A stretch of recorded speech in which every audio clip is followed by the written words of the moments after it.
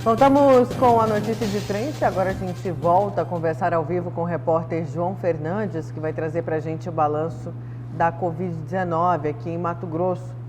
João, teve queda na ocupação de leito de UTI?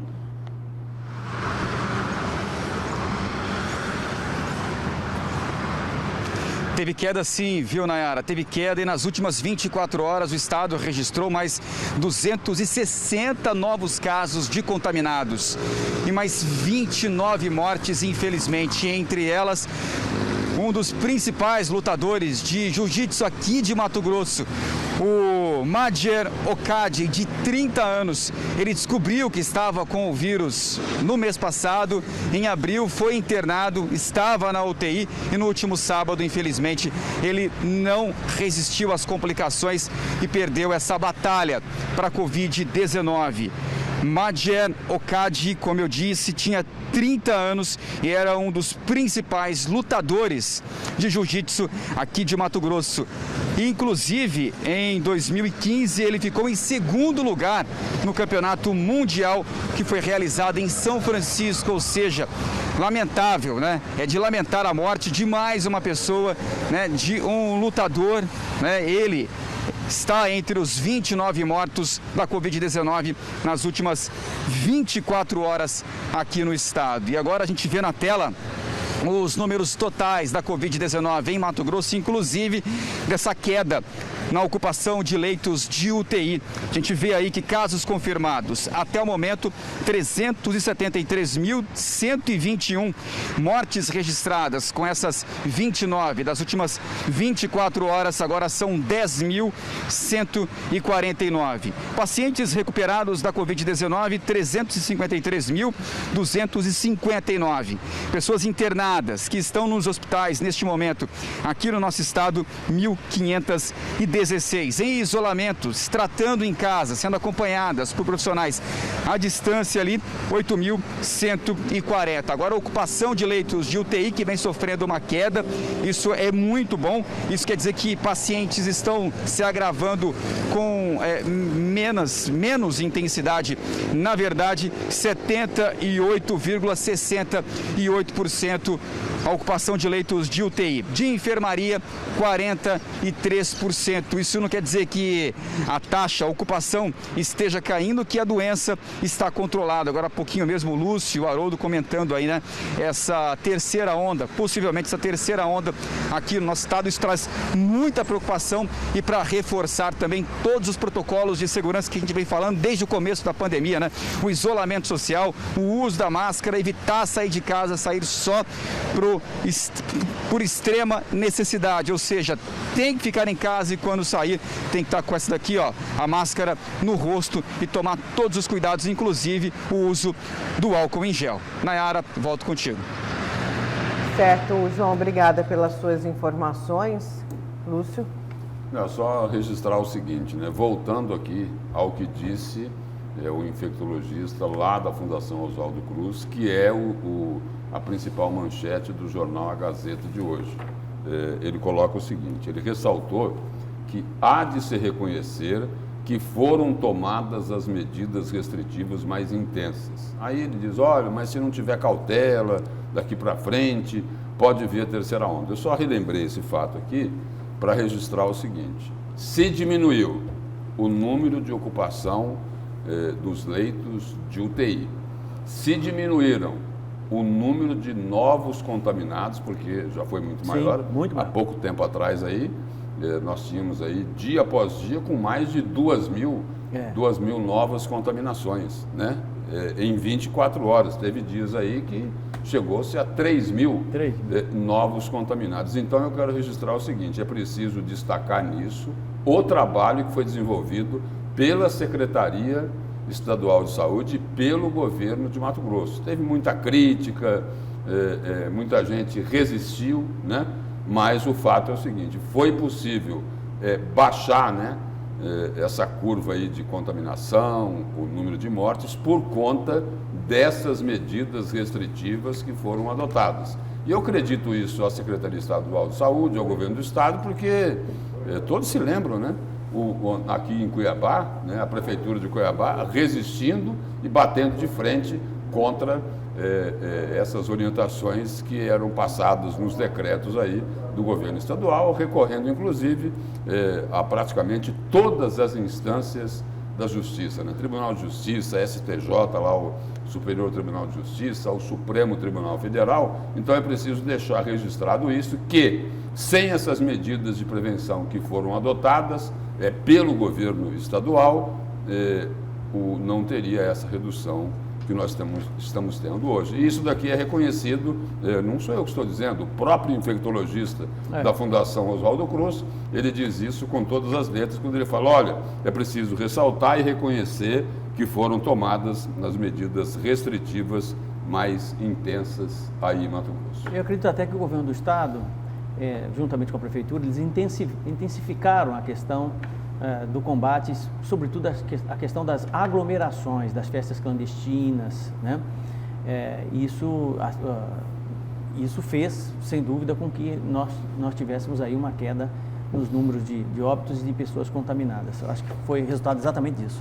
Agora, vamos falar dos assuntos que repercutiram. O prefeito Emanuel Pinheiro deu uma coletiva e comentou diversos assuntos que repercutiram na semana passada. Entre esses assuntos, o afastamento do ex-secretário de Mobilidade Urbana, Antenor Figueiredo.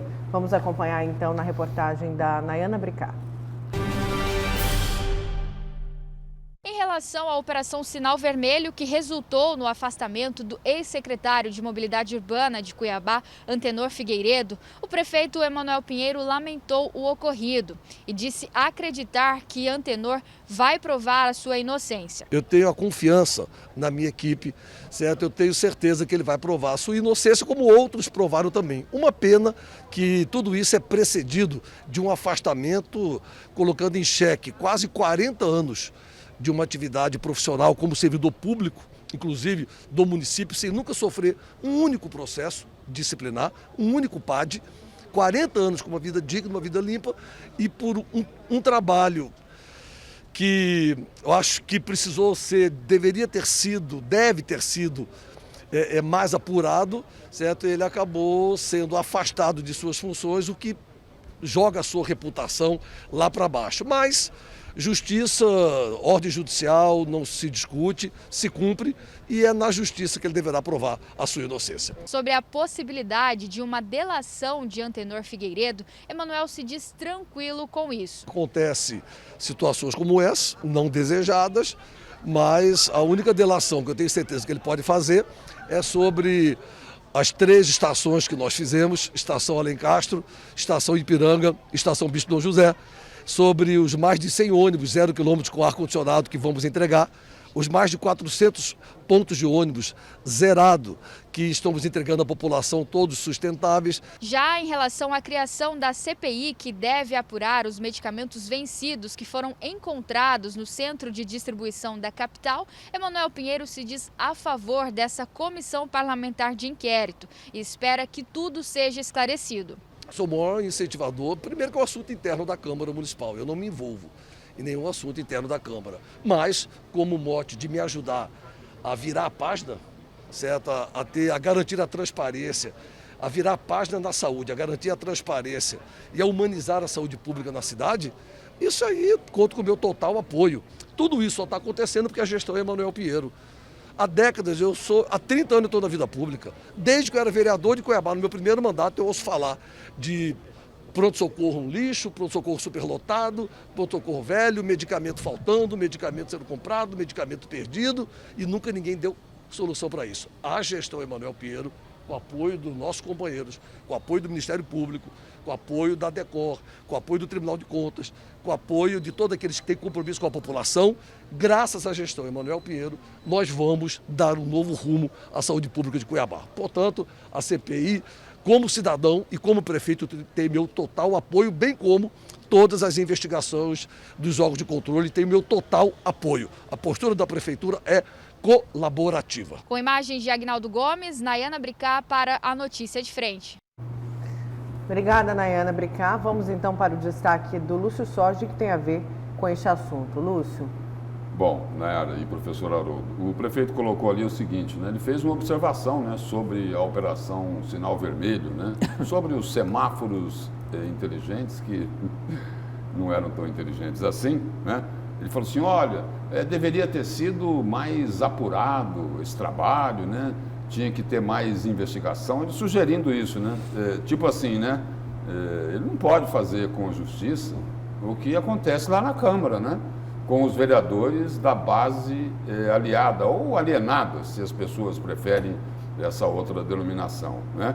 Porque lá na Câmara é o seguinte, nessa dos medicamentos vencidos, é o quê? Quem é que vai apurar isso lá? É a situação, né?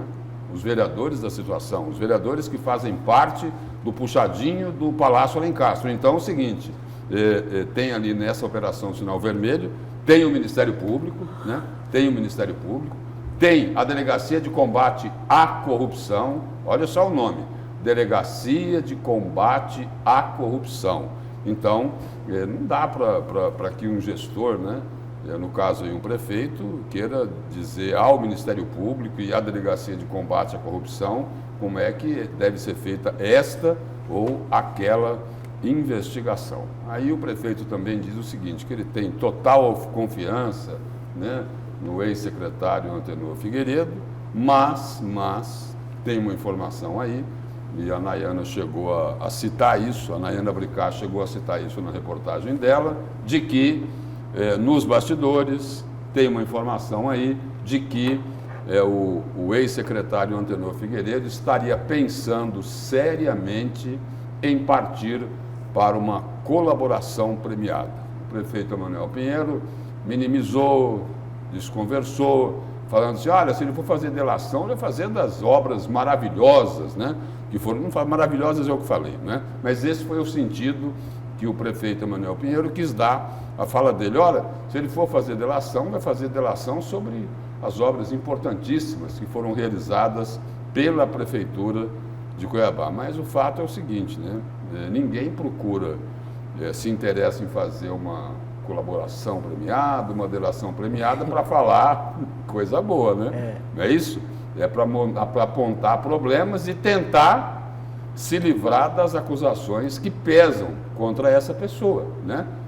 Foi assim com todos eles, né? Aqui em Mato Grosso nós tivemos o José Riva, né? Tivemos o Silval Barbosa, não é isso? Que Emanuel Pinheiro apareceu lá, né? Tanto numa como na outra, né? Na delação do Riva e na delação do Silval Barbosa. E a informação é de que Antenor Figueiredo já teria feito contatos, né, com alguns advogados. Um desses advogados atuou na delação ali do José Riva, né, também na delação do Silval Barbosa, né.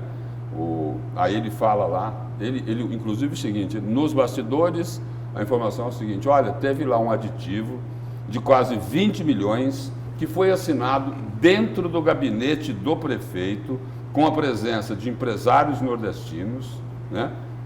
Com a presença de Emanuel Pinheiro, deputados e vereadores. E aí nos bastidores tem uma outra informação, atribuída a Antenor Figueiredo, né? Não sei se procede ou não, se ele estiver nos assistindo, pode nos corrigir, né? Para a gente repor aqui as colocações que estamos fazendo. Ele teria declarado o seguinte, né? Fui obrigado e constrangido a assinar, não cabia aditivo no contrato. Bom, nos bastidores é essa informação de que ele teria feito essa declaração e que estaria pensando seriamente numa delação premiada, né? E aí o Gazeta Digital também trouxe aí no final de semana uma outra informação, né? Atribuída lá à juíza Ana Cristina da Silva Mendes. Antenor Figueiredo sabia das irregularidades e manteve o contrato, né? O esquema foi revelado por essa operação Sinal Vermelho, né? Que mostrou um prejuízo até aqui de R$ 553 mil aos cofres públicos. Mas o Ministério Público, a Delegacia de Combate à Corrupção continuam investigando, para saber o seguinte, se houve apenas esse prejuízo de 550 mil reais ou pode ter tido mais prejuízo aos cofres públicos nessa compra desses semáforos inteligentes, né? Que não são inteligentes, porque o sistema não poderia ser utilizado aqui em Cuiabá. Então, o que se busca saber é o seguinte, foi só de 550 mil o prejuízo aos cofres públicos ou pode ter sido muito maior esse prejuízo aos cofres públicos nessa compra superior a 15 milhões de reais? Com um detalhe, à época, a Procuradoria-Geral do município disse o seguinte, olha, isso daqui não é bom para a administração pública, isso que está sendo oferecido não é por aí, no máximo, compra lá o estudo de viabilidade técnica.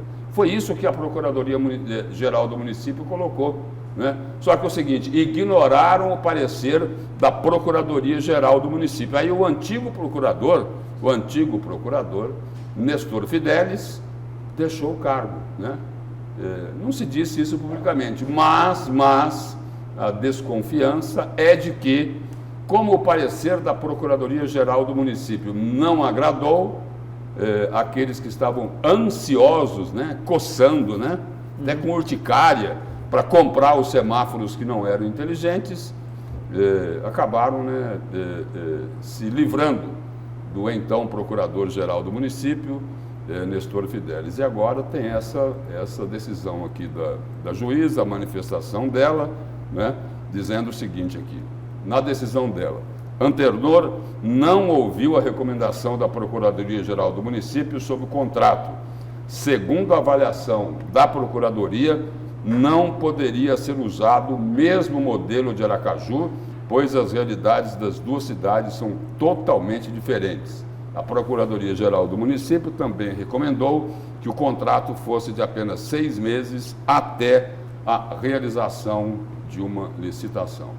Não deram bola para o parecer da Procuradoria-Geral do município. E agora eles vão ter que explicar à Justiça por que é que ignoraram esse parecer. E o parecer é o seguinte, visava economicidade, visava lisura, visava transparência nesta compra, nesta aquisição. E aí é o seguinte, o parecer foi simplesmente ignorado. A própria CPI da CEMOB já tinha apontado irregularidades gritantes, né, nessa questão da compra desses semáforos. E essa CPI foram à Justiça para barrar os trabalhos dessa CPI.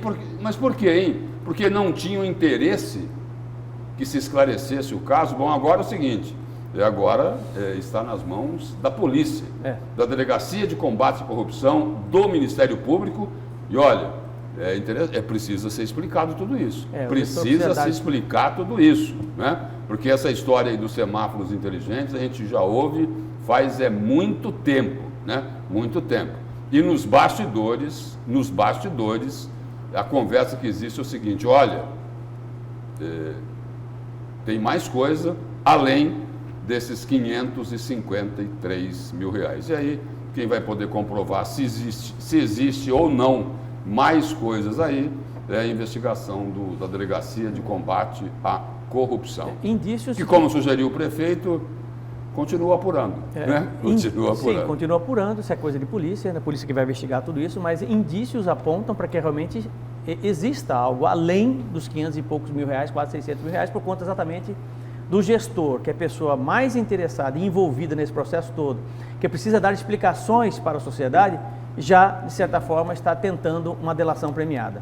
Então, você observa que realmente a coisa o problema é muito maior do que ele aparenta, né? E tem que explicar também, esse escândalo, né? Dos medicamentos vencidos, né? Lá na central de distribuição da Prefeitura de Cuiabá. Tem que explicar isso é um escândalo, é uma vergonha, né? Tanta gente precisando daqueles medicamentos ali, aí é o seguinte, aí descobre-se milhares de medicamentos vencidos E a Prefeitura de Cuiabá quer processar os vereadores que foram denunciar. Temos matéria. Que é isso? Daqui a pouquinho a gente vai com esse assunto, que a gente tem uma matéria sobre a CPI dos medicamentos no último bloco. Deixa eu ir com a participação. Agora a gente conseguiu retomar aqui o WhatsApp. Deixa eu ir com a participação do nosso telespectador. Bom dia. Deveriam perguntar ao prefeito quais dos outros secretários foram acusados injustamente e que conseguiram provar inocência. Diz aqui o Ivan. Tem mais gente falando. Lúcio, professor Nayara, me diz aí, para que serviu? Serviu de alguma coisa a delação do Silval? As pessoas colocando em xeque o instrumento de delação premiada, né? Serviu para ele negociar com o governo, né? E devolver um percentual infinitamente menor do que aquilo que foi desviado, infelizmente. O que para mim se configura como uma grande impunidade, porque hoje nem em Mato Grosso está gerenciando toda a sua fortuna, mantida pela própria justiça, porque a justiça não deu um passo à frente com relação a essa questão do Silval Barbosa e os demais que foram envolvidos na Operação Sodoma e Ararat, que deveriam estar presos, a meu ver, até hoje, mas conseguiram driblar mais uma vez por conta de bons advogados, com dinheiro, sabe-se lá de onde, né? Dinheiro para pagar esses advogados, e estão aí. Essa é o que nós chamamos de impunidade. Eu não consigo ter outra leitura que não seja essa. Vamos lá com mais participação do nosso telespectador. Bom dia, Nayara, Lúcio, Haroldo, parabéns pelo jornal. Tem mais gente aqui, calma aí. Bom dia, bancada, é sempre a mesma coisa. O prefeito tentando provar que o poste mijando no cachorro. Quem viver, verá. Roberto, do Duque de Caxias. Diz aqui nosso telespectador. Mas, gente, Manuel virou comediante agora, acabou de dizer que não interfere na Câmara dos Vereadores. Bom dia, bancada. É o Márcio do Santa Terezinha. Aí o Márcio fala, Nayara, mais pizza à vista aí. Né, das grandes, né? A gente vai falar desse assunto daqui a pouquinho. Isso tudo já passa, viu, Nayara? Isso tudo, infelizmente, no Brasil, né, aqui no estado do Mato Grosso, já passa. Medicamentos vencidos, escândalo nacional, 5 secretários exonerados, né? Escândalo do paletó, sem solução até hoje. Agora, isso que o nosso telespectador se referia. Agora essa do semáforo inteligente. Deu a delação do Silval? O que eu estou dizendo para você, nada. Talvez na próxima encarnação nós tenhamos uma justiça menos conivente do que essa que nós temos hoje. Infelizmente é isso, à luz da opinião pública, o que nós percebemos é exatamente isso. O sujeito desvia R$1 bilhão, coloca uma tornozeleira eletrônica nele, ele passa 10, 15, 20 anos que seja, prescreve o crime dele e ele fica numa boa. E sai candidato a deputado estadual na próxima. É isso, Lúcio. Sai candidato a deputado estadual na próxima, correndo o risco de ganhar ainda, ser legitimado pela população, tá? E ter foro privilegiado e imunidade parlamentar. Pronto, tá tudo lindo. Eis o nosso país. É isso. Pois é. Bom, agora 7 horas em ponto, vamos para um breve intervalo. Na volta tem mais a notícia de frente, vamos falar também da CPI dos medicamentos vencidos. A gente já volta.